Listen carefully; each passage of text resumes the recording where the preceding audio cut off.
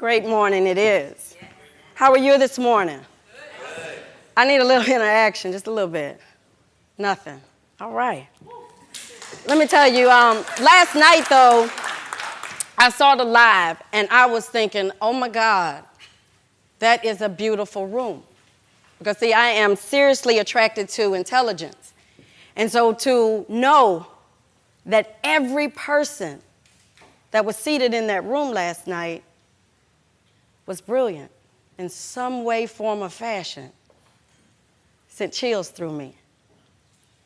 Some of you boys was in my dreams, but it's all right. I am truly into intelligence when I think of that. And for me, working for NASA, I work in an environment. We recently just showed a film with Chasing the Moon. So we're coming up on the 50th anniversary of the moon landing. We're getting ready to go back again in 2024. So I have the privilege and the honor of being able to work on the rocket that will eventually send us back to the moon and then on to Mars. And they were showing a clip of Miss Poppy, who turned out to be the only woman in mission control. And I had gotten dressed in my African attire, and the makeup artist had given me purple and orange eyes and butterfly lashes, and I was thinking I might be a little extra right now. But they showed Miss Poppy, and she was blonde, blue-eyed, with blue eyeshadow and a mini skirt on from the 70s. And I realized right then that she had opened the door for me to be able to walk through my femininity. I could be a female in that place. I had the honor of meeting Katherine Johnson and cried the entire visit simply because I was meeting those who had walked before me and had opened that door, and she is one of those that I stand on her shoulders. To be able to do that in a space, because you guys are the ones I actually identify with, the black nerds, right? To be able to walk in the space that we are in, we have to be fully aware of those who came before us, those untold stories and those unsung heroes who have knocked in doors for us. The catch is, you are knocking in a door for somebody else. And so how you perform in your space, right, determines how somebody else may accept them into that space. And so sometimes that's a hard burden for us to actually carry, right? The weight of the world on our shoulders, the weight of our villages as we walk through and maneuver those. It's nothing, though. Because, see, I saw last night all of you in here building your networks. You was dancing, too. I was a little jealous. But you was getting busy together, networking, and being able to do those things that you do. For me, I work in an environment where when you walk out on the floor, we're probably 50-50 African American in our tech area. And then you move up into management, we're only about 20%. For me, I'm the only black woman who sits on staff for NASA of about 25 civil servants. And we have one black male. So at any given opportunity, I actually walk into the room. Not only could I be the only black in the room, I may be the only woman in the room. The thing is, when I look out into the tech world, into STEM, because that's the area that I fight in to be able to make sure we have inclusion. The diversity part to me gets really easy, right? Because anybody that's different actually makes up diversity. And so if they go hire a woman, regardless of what nationality she is, right, you've got your diversity now. And so that's the easy part. But I actually talk about the inclusion when I go out to understand if companies actually understand what it is to be included. To be able to get up and go to work knowing I'm working one of the biggest projects in the world, knowing that my opinion means nothing sometimes, even though I hold the highest degree in the room. There is not another on staff at our NASA facility here in Mishu who holds a PhD. My PhD is so specific. It is in the welding that we use on the tanks. Mine is the only dissertation released from NASA in that area.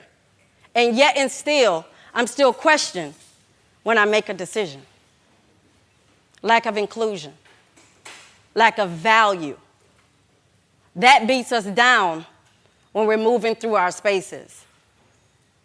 Understanding that you may be the smartest person in the room, but yet and still someone white may have to carry your message. That's happened to me plenty of times. I'll lean over and tell the other guy, and then he'll say it out loud, and then when everybody co-signs it, he says, that was Renee. That's Renee's idea. He's my sponsor sometimes. Those are needed. Sometimes we think that may not be the best route or the best opportunity to actually get us there, but it works. Each one of us have a duty and a responsibility that once we have opened our door and we have a seat at the table, that we pack a folding chair and allow somebody else a seat at the table.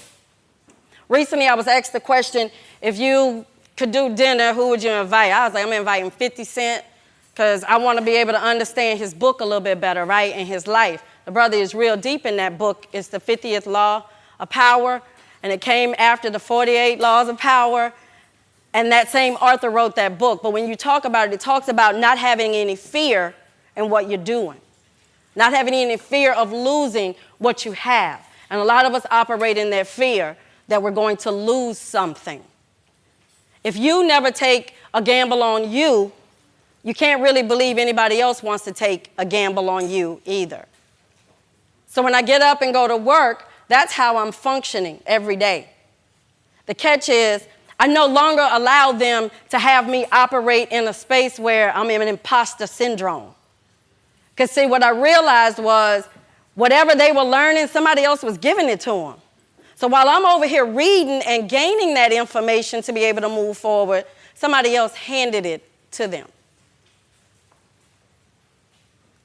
That's what, for me, being black in tech means for me. It means being prepared, being able to move forward, being able to walk through doors that were once closed and having them open, even if it's a matter of me sticking a wedge in the door and gapping it for the next person to be able to walk through. So I'm asking each of you to make that type of dedication in whatever field you are currently working.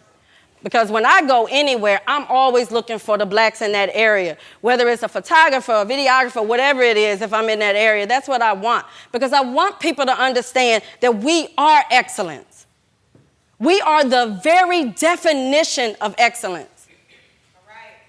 And if they weren't looking up in the dictionary and seeing our faces, they wouldn't be trying to kill us.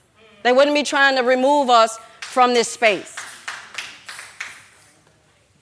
The biggest thing is we need to accept that we are excellence. We are excellence in our own right. We are excellence in our own walk. We are excellent in our own purpose. You don't have to change who you are to be able to walk in that space. I'm from the hood. And on any given day, you can walk in and you can catch trap music on my radio. And one of the black guys said to me, it throws me off how you function in that space and how you walk in, a code shift. He doesn't understand it. But how I walk in and my intelligence takes over everything right there at that moment. Because I understand who I am. And I need you to understand here who you are and what you bring. Thank you.